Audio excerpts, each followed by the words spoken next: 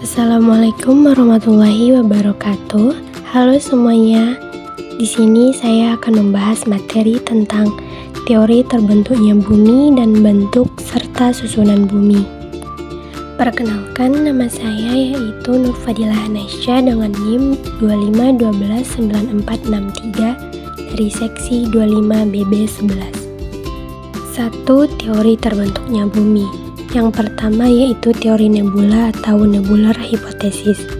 Penggagasnya yaitu Immanuel Kant pada tahun 1755 dan Pierre-Simon Laplace pada tahun 1796.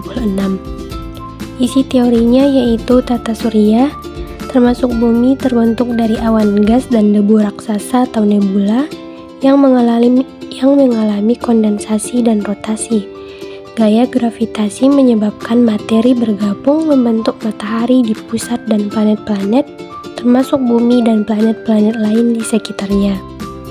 Teori yang kedua yaitu teori planetesimal, dengan penggagas Thomas C. Chamberlain dan Forrest R. Moulton pada tahun 1905. Isi teorinya yaitu planet terbentuk dari kumpulan planetesimal atau benda kecil yang berasal dari puing-puing debu dan gas. Gaya gravitasi menyebabkan planetesimal saling bertabrakan dan menyatu membentuk planet termasuk planet bumi. Teori yang ketiga yaitu teori pasang surut atau tidal theory, dengan penggagas yaitu James Jeans dan Harold Jeffrey pada tahun 1918.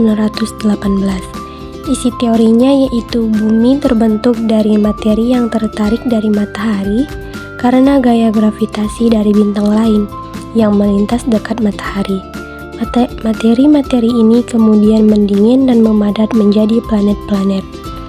Teori yang keempat yaitu kabut protoplanet atau protoplanet hipotesis, dengan teori modern yang merupakan pengembangan dari teori nebula. Isi teorinya menjelaskan bahwa setelah matahari terbentuk, sisa materi di sekitar orbitnya menjadi cakram protoplanet yang kemudian membentuk planet termasuk bumi melalui proses akresi. Teori yang kelima yaitu teori Big Bang, yaitu ledakan besar, adalah awal dari alam semesta di mana bahan-bahan pembentuk bumi sudah ada. Bahan tersebut berkumpul membentuk nebula yang kemudian membeku menjadi galaksi Bima Sakti dan tata surya kita. Teori yang keenam yaitu teori Laplace, dengan penggagas Pierre-Simon Marquis de Laplace pada tahun 1796. Dengan isi teori yaitu bumi terbentuk dari gumpalan gas panas yang berputar-putar pada sebuah pusat edaran.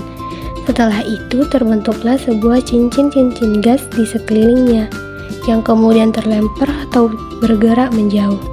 Kemudian cincin-cincin itu mengalami pendinginan membentuk bola raksasa, dan bola raksasa inilah yang kemudian disebut dengan bumi. 2. Susunan interior bumi.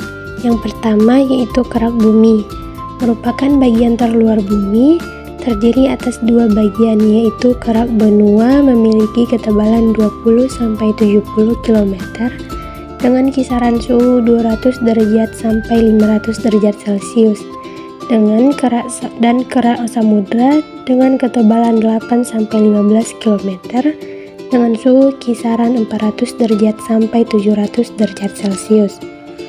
Yang kedua yaitu mantel, bagian kedua dari setelah kerak bumi. Mantel terbagi menjadi dua yaitu astenosfer atau mantel luar dan mesosfer atau mantel dalam. Astenosfer membentang dari kedalaman 200 km hingga 660 km di bawah permukaan bumi.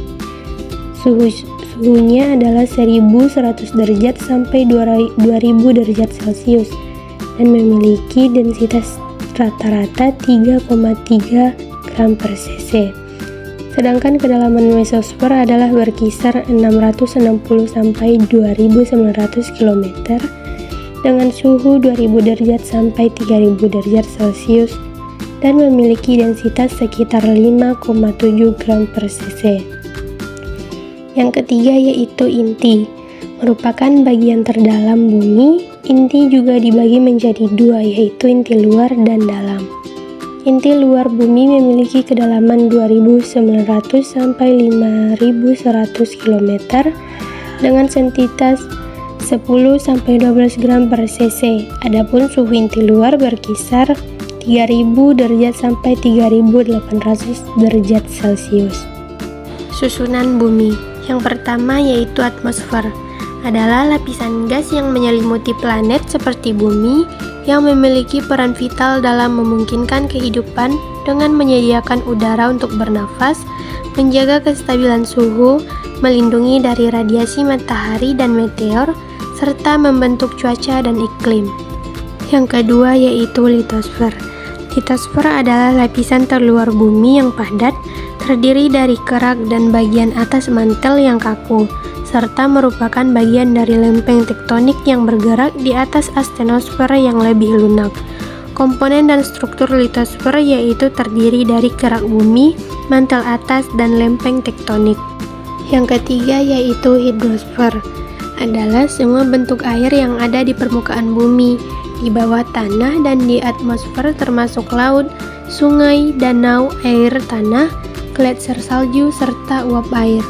Komponen hidrosfer yaitu air di permukaan, air di bawah tanah, air beku, dan uap air.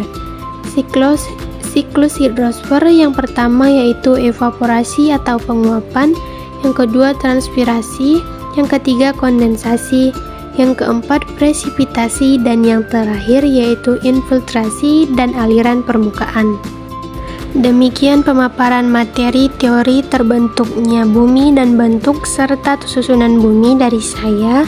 Saya Nurfadilah Hanesya pamit undur diri. Terima kasih telah menonton.